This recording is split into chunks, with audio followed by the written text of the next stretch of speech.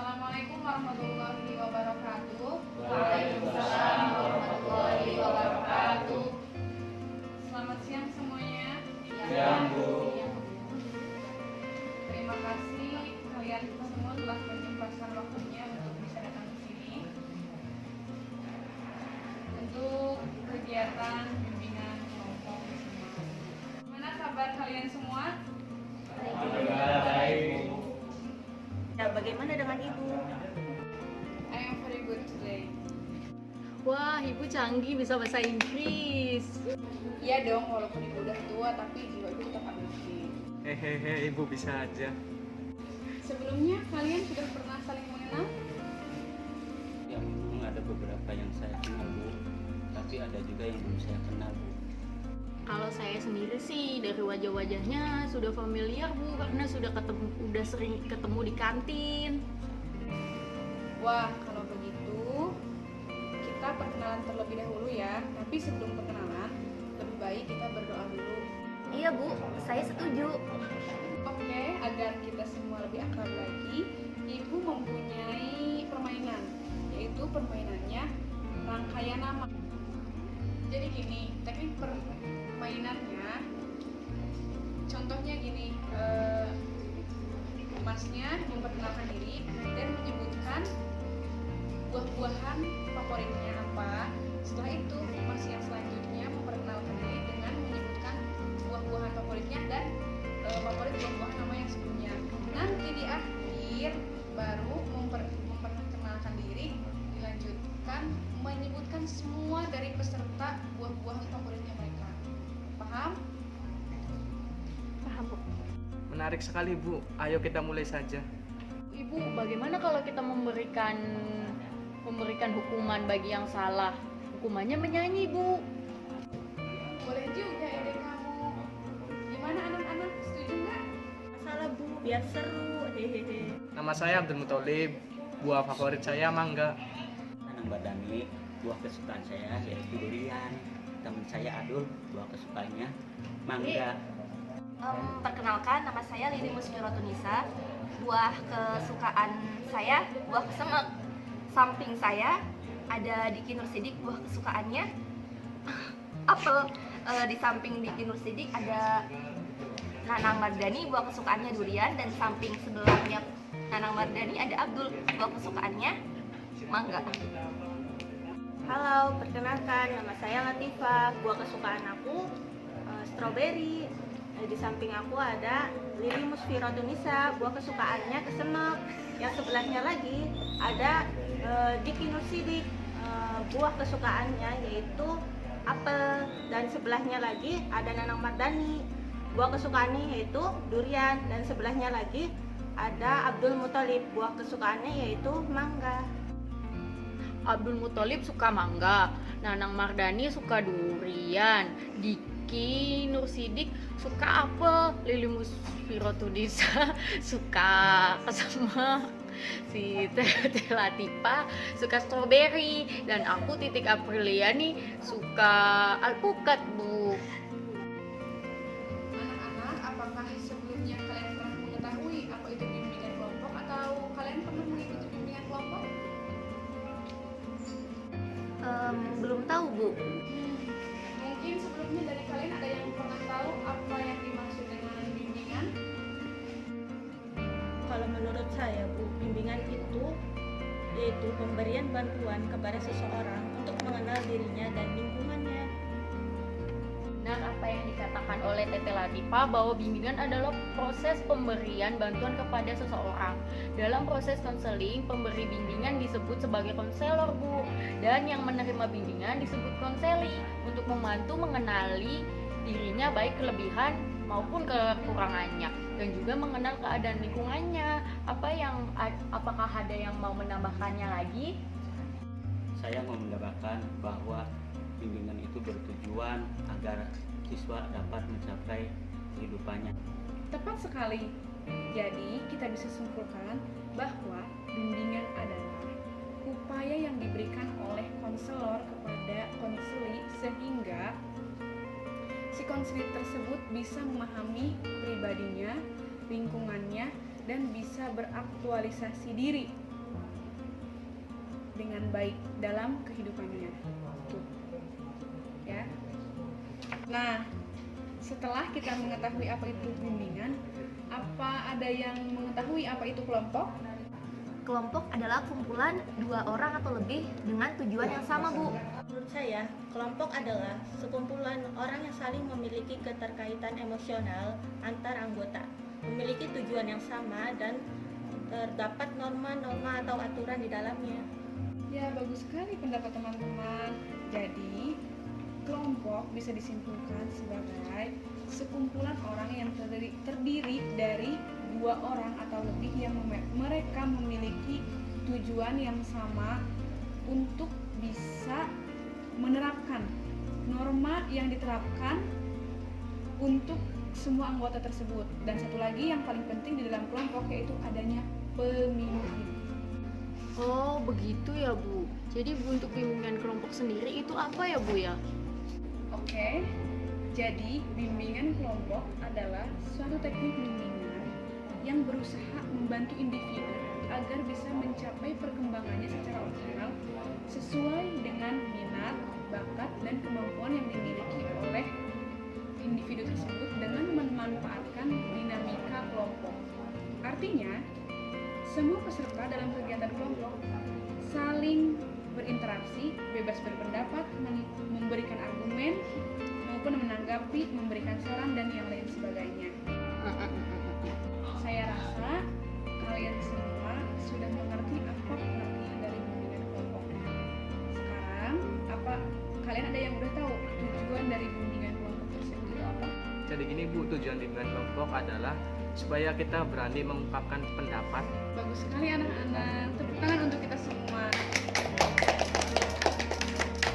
Sepertinya kalian semua sudah mengerti dari apa itu tujuan bimbingan kelompok. Sekarang di sini Ibu akan menjelaskan cara pelaksanaan bimbingan kelompok itu seperti apa. Cara pelaksanaan bimbingan kelompok yang pertama, masing-masing anggota kelompok bebas berpendapat sukarela, ingin itu bertanya, mau itu memberikan pendapat, ide, saran, sikap, serta perasaan-perasaan yang dirasakan oleh anak-anak pada saat ini kalian bisa ungkapkan semuanya. Yang kedua, kalian semua harus memperhatikan dan mendengarkan apa yang teman-teman kalian sampaikan. Jadi jangan sampai kalian tidak fokus kepada bimbingan kelompok ini. Yang ketiga, dalam bimbingan kelompok kita akan membahas satu permasalahan. Yang keempat, dalam bimbingan kelompok dibagi menjadi 2 topik. Yang pertama, topik bebas. Yang kedua, topik tugas. Kalau misalnya kita menggunakan topik bebas, yaitu topik yang ditentukan oleh anggota kelompok, jadi secara bebas. Tetapi kalau topik tugas, topiknya itu ditentukan oleh pimpinan kelompok. Nah, di sini yang akan digunakan oleh kita, yaitu kita akan menggunakan topik tugas. Jadi yang menentukan tema dari bimbingan kelompok ini adalah Ibu sendiri. Dan yang terakhir, setelahnya kita mengadakan bimbingan kelompok, pasti kita akan mengadakan kegiatan evaluasi yang telah dilaksanakan dalam bimbingan kelompok tersebut. Jadi, itu adalah tata cara pelaksanaan dari bimbingan kelompok kali ini. Nah, setelah Ibu jelaskan tentang pelaksanaan bimbingan konseling kelompok, apakah kalian sudah paham?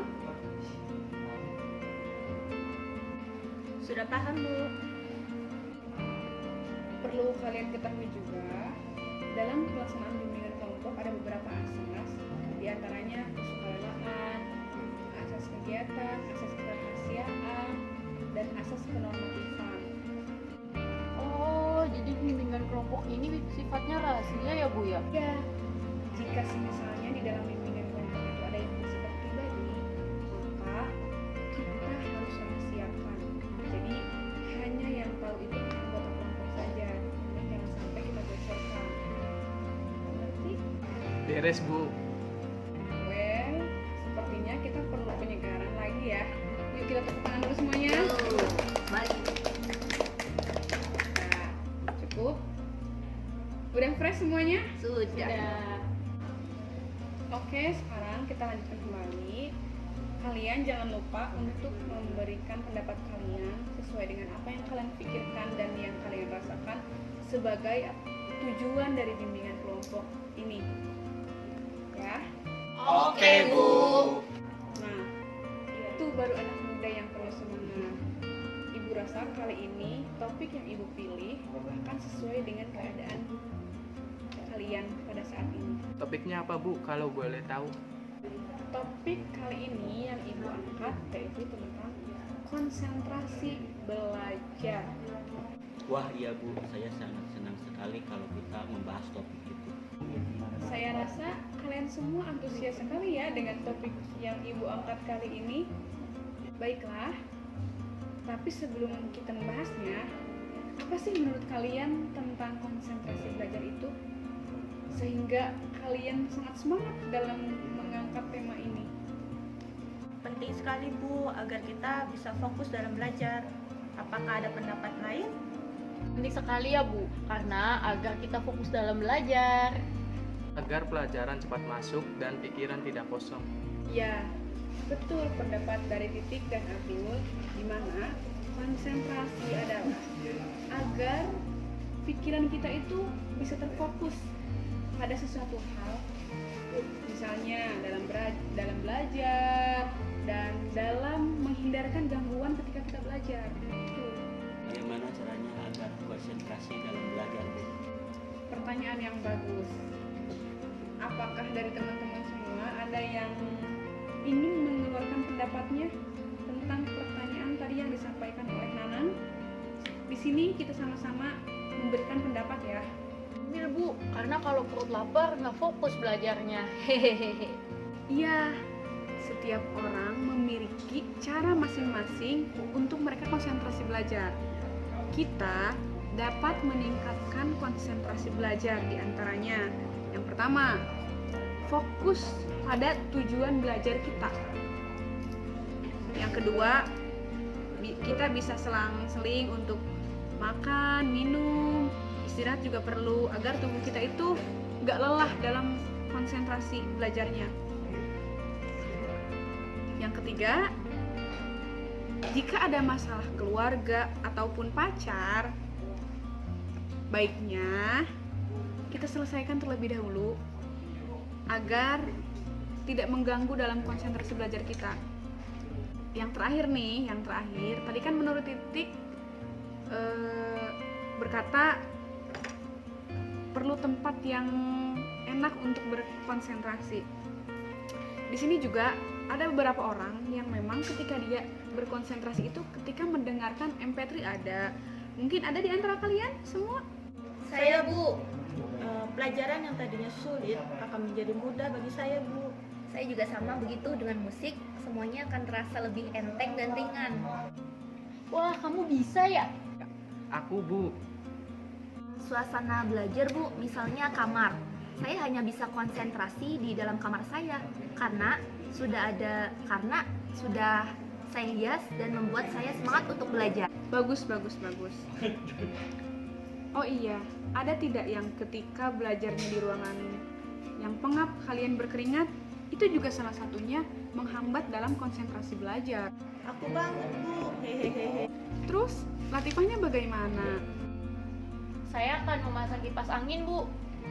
Andai di antara kalian tidak punya kipas angin, terus kalian belajarnya gimana?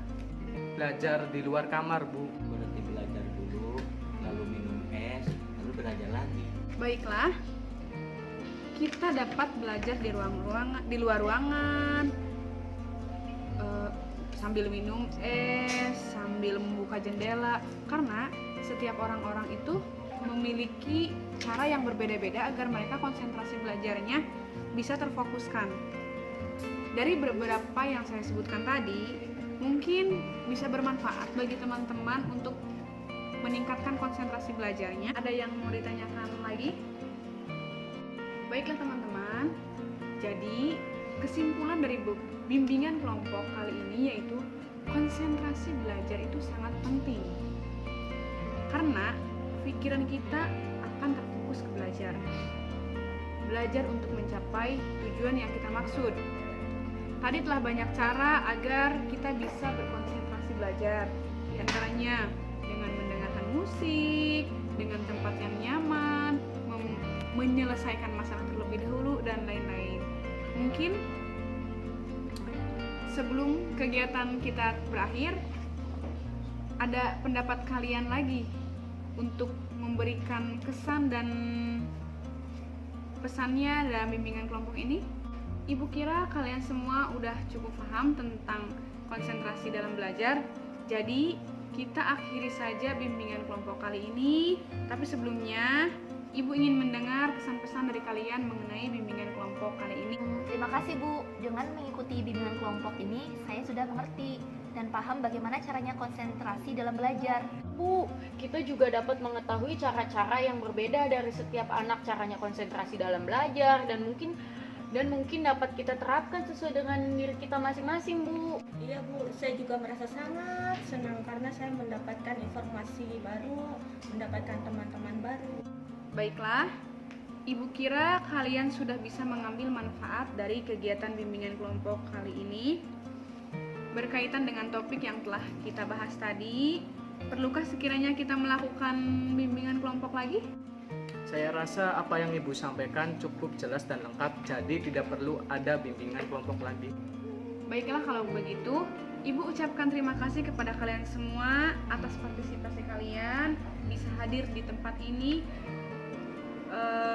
Semoga apa yang kita diskusikan kali ini bisa bermanfaat untuk kalian semua. Sebelum kita mengakhiri bimbingan kelompok kali ini, ada baiknya kita berdoa terlebih dahulu. Berdoa dimulai.